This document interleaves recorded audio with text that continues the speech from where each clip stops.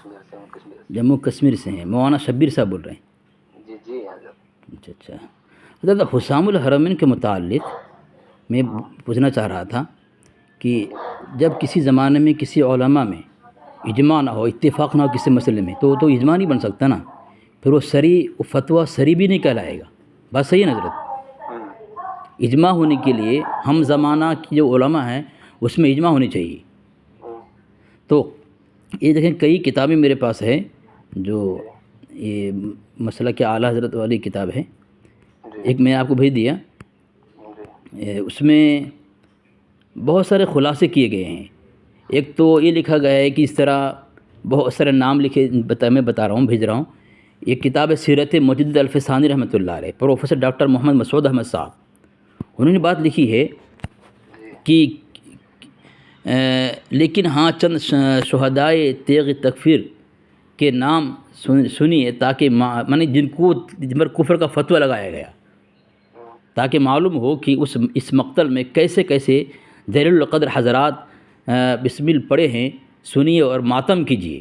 حضرت امام اعظم ابو حنیفہ رحمۃ اللہ علیہ، حضرت امام محمد، حضرت امام احمد بن حنبل رضی اللہ تعالیٰ عنہم، اور حضرت سہیل بن عبداللہ تستری رحمۃ اللہ علیہ، حضرت ابو سعید الخزاز، حضرت حسین بن منصور الحلاج، حضرت جنید بغدادی، شیخ ابن دانیال، شیخ ابایدین، شیخ ابو الحسن شاذلی، شیخ عزیز الدین، ان میں سے نام سن لیں، تاج الدین سبکی، شیخ معی الدین ابن عربی، ٹھیک ہے، یہ تمام نام لکھے، ان پر کفر کا فتویٰ دیا گیا ہے، ٹھیک ہے۔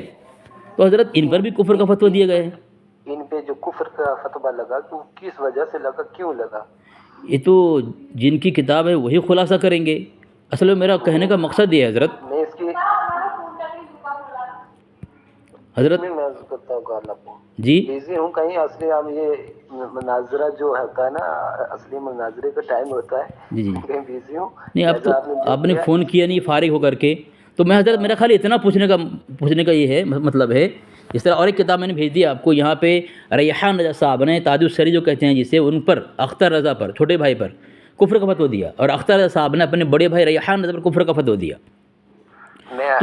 میں آپ کو حوالے کے ساتھ میں اس کے تفسیر بیان بتاؤں گا آپ کو، لیکن یہ حضرت 5 منٹ نکالے نا، ذرا خلاصہ بھی کر دیں تو ان پر کفر کا فتویٰ جو لگا۔ ارے حضرت کہاں گجرات، کہاں کشمیر کی کنارہ، اور بات مناظرے کی تھوڑی ہے۔ نہیں، مناظرہ نہیں کر رہا ہوں حضرت، مناظرہ نہیں، حضرت میری بات سنیں، مولانا شبیر صاحب، سنو، کوئی بھی بات ہے اس کی ٹائم لیا جاتا ہے، تشریح تب بیان ہوتی ہے، تب بات مکمل۔ حضرت ذرا 5 منٹ سن لینا، 5 منٹ ٹھیک ہے، میں کرتا ہوں کال۔ حضرت 5 منٹ سن لینا آپ۔ عجیب ہے یار، کل بھی بولا کہ میرے پاس ٹائم نہیں ہے، آج بھی بولا میرے پاس ٹائم نہیں ہے۔ دوسرا کتاب میں نے بھیجا ان کے پاس، جہان رضا کا امام اہل سنت نمبر، یہ بیات احمد رضا خان صاحب، مدیر اعلیٰ محمد منیر رضا قادری، مجلس رضا، ان کی کتاب ہے۔ انہوں نے سیرت مجدد الفسانی میں لکھا ہوا ہے انہوں نے کہ علماء حجاز سے کفر کے فتوے لگوائے گئے، یعنی علماء دیوبند پر، ایک رد نہیں، اکٹھے 70 سیلاب مخالفت، کچھ اتنا شدید تھا کہ اس کا زور تقریباً 1 صدی تک قائم رہا۔ عمل جتنا شدید ہوتا ہے، رد عمل بھی اتنا ہی شدید ہوتا ہے۔ رد عمل کے بادل جب چھٹ جاتے ہیں تو پھر عمل کے حسن اور اس کا اندازہ ہوتا ہے، اور حقائق آشکار ہو جاتے ہیں۔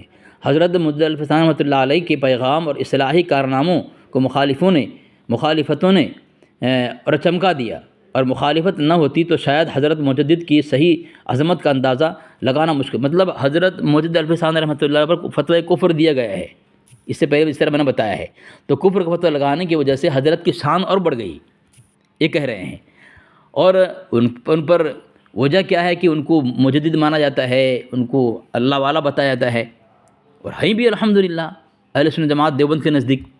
لیکن جن فرقے میں یہ مانا جاتا ہے ان تمام احباب پر فتوی کفر دیا گیا ہے، ان کو تو ولی، بزرگ، مجدد مانا جاتا ہے، اور علماء دیوبند پر فتوی کفر تو حسام الحرمین سے لایا، دھوکہ دے کر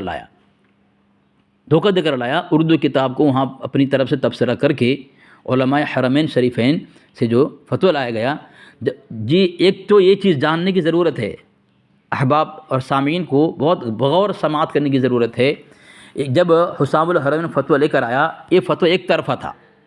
کیسے کہ علماء حرمین جو تھے، فتویٰ جو تصدیق کی، ان کو علماء دیوبند کے متعلق پتہ نہیں تھا کہ ان احباب کے متعلق فتویٰ مانگا جا رہا ہے، اور ان کو تحقیق بھی نہیں تھی، جس طرح مسئلہ پوچھا اس طرح فتویٰ دیا۔